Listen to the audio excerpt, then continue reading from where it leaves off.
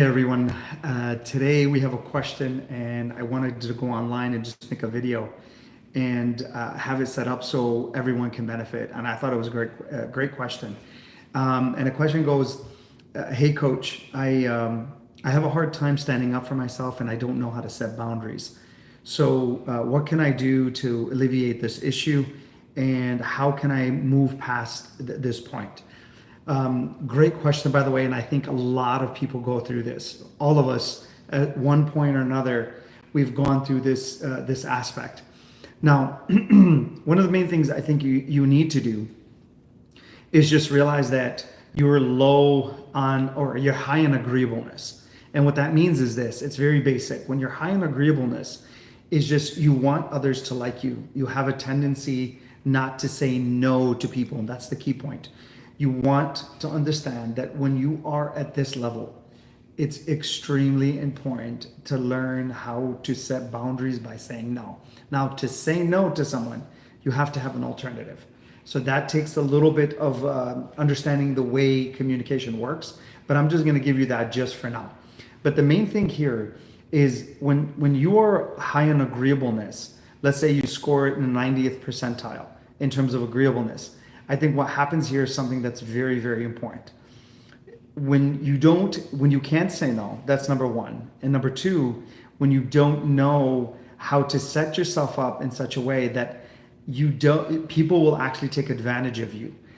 And you have to know the difference between when you are being nice and when you are actually being taken advantage of. And I just want to say, your personality is like a territory that you need to protect. And that territory, you can allow people to walk in and just, let me say this. If you see a trespass sign and it says, if you trespass, you will be shot. There's a fear to that you will not cross into that territory. Why? Because imagine your personality is like that it is a territory. And if you are like that and you really set yourself up in that way, most people will know that boundary and they will not cross it. And I think that is really the key point here. Now, so you need to have guards all around your boundary, and they need to be like snipers there. And some people, you need to give them the keys to your territory, and some people need to be shot a mile away.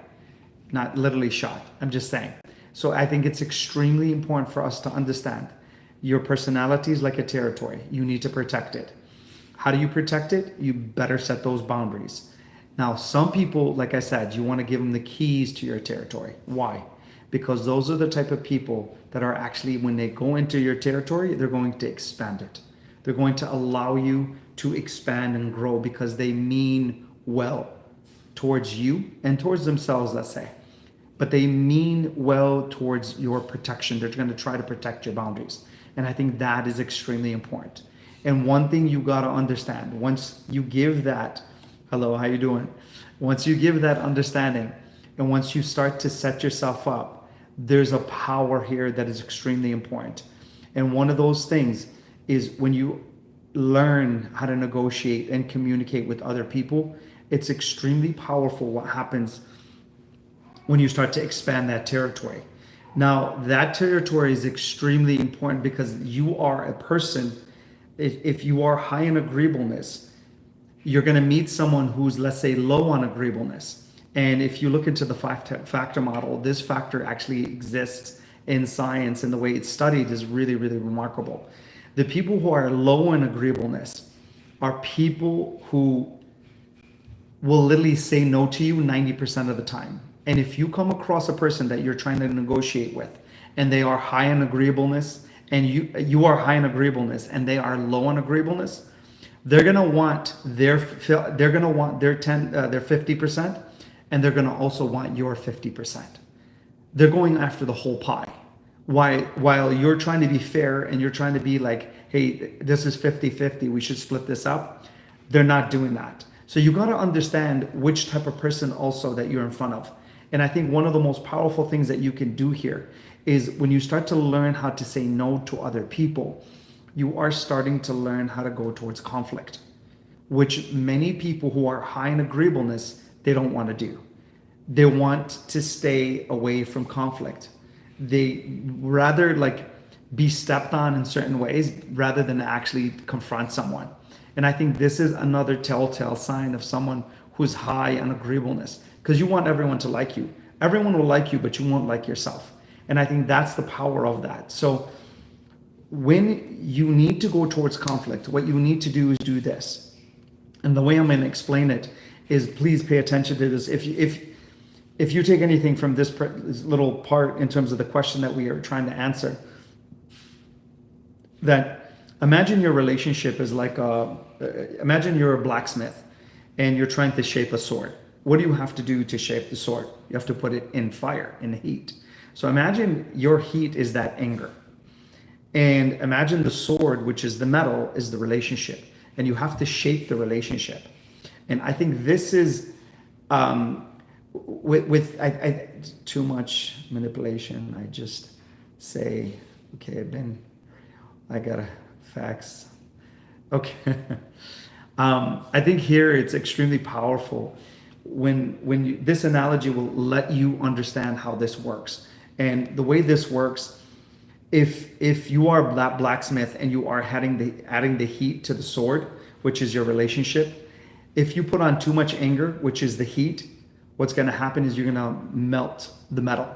So when you are too much in a relationship, you're going to melt the metal. But let's say you're not that strong and you can't stand up for yourself. You're low on agreeableness.